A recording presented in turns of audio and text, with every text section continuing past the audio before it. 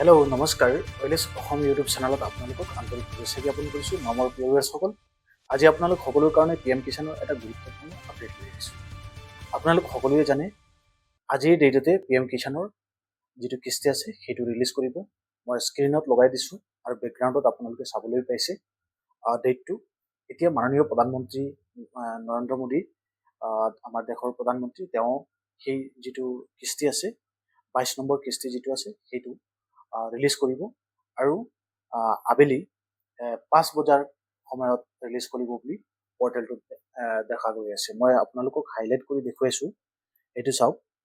তাত লিখা আছে इस कार्यक्रम को सीधा प्रसारण 13 मार्च को शाम 5 बजे DD নিউজ पर দেখে।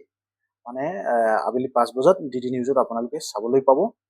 PM किसान सम्मान निधि की 22वीं किस्ती के तहत 9 करोड़ 32 लाख से अधिक किसानों को बैंक खाते में 18,640 करोड़ की अधिक की धन राशि का हस्तांतरण मतलब ट्रांसफार किया जाएगा, माने ट्रांसफार কৰা হ'ব বুলি সেইটো সদৰি কৰা হৈছে।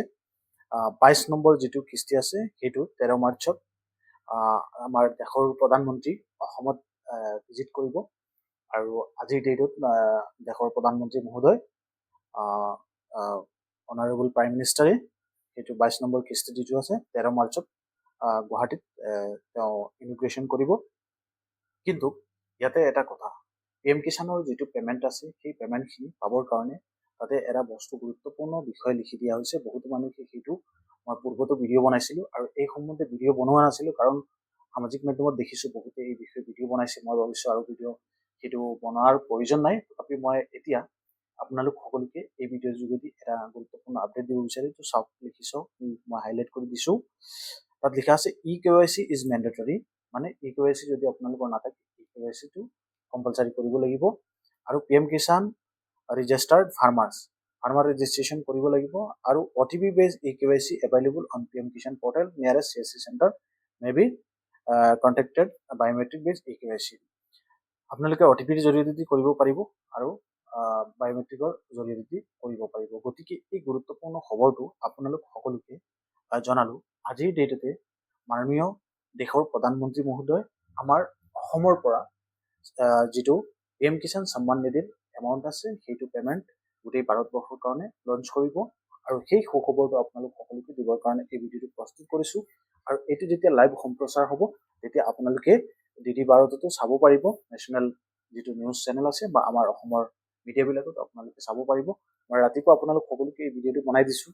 যদি এতিয়ালৈকে কোনোবাই কৰা নাই EKYCটো আৰু ফাৰ্মাৰ ৰেজিষ্ট্ৰেশ্যনটো এতিয়া কৰিলেও হ'ব নে নহ'ব নাজানো, তথাপি আপোনালোকে কামখিনি কৰিব। ধন্যবাদ জ্ঞাপন কৰিছোঁ সকলোকে। আৰু যোনে যোনে নিজৰ একাউণ্টৰ লগত আধাৰৰ DVD লিংক আছে সেইটো আপোনালোকে চেক কৰি ল'ব। যদি নাই তেনেতে আপোনালোকে জাষ্ট 1 মিনিটৰ কামো নহয়, আপোনালোকে NPCI ৰ যিটো পৰ্টেল আছে NPCI নেশ্যনেল পেমেণ্ট কৰ্পৰেশ্যন, মই চাৰ্চ কৰিছোঁ, স্ক্ৰীনত আপোনালোকে দেখিবলৈ পাইছে। সেই পৰ্টেলটোত গৈ পেলাই আপোনালোকে যিটো পৰ্টেল আছে তাত গৈ পেলাই আপোনালোকে যিটো NPCI মানে অফিচিয়েল যিটো চাৰ্ভাৰ আছে তাত গৈ পেলাই আপোনালোকে নিজৰ একাউণ্ট নম্বৰটো লিংক কৰিব পাৰিব। তো অলপ নেট শ্ল'ৰ কাৰণে বস্তুখিনি অলপ লাহে লাহে আহি আছে।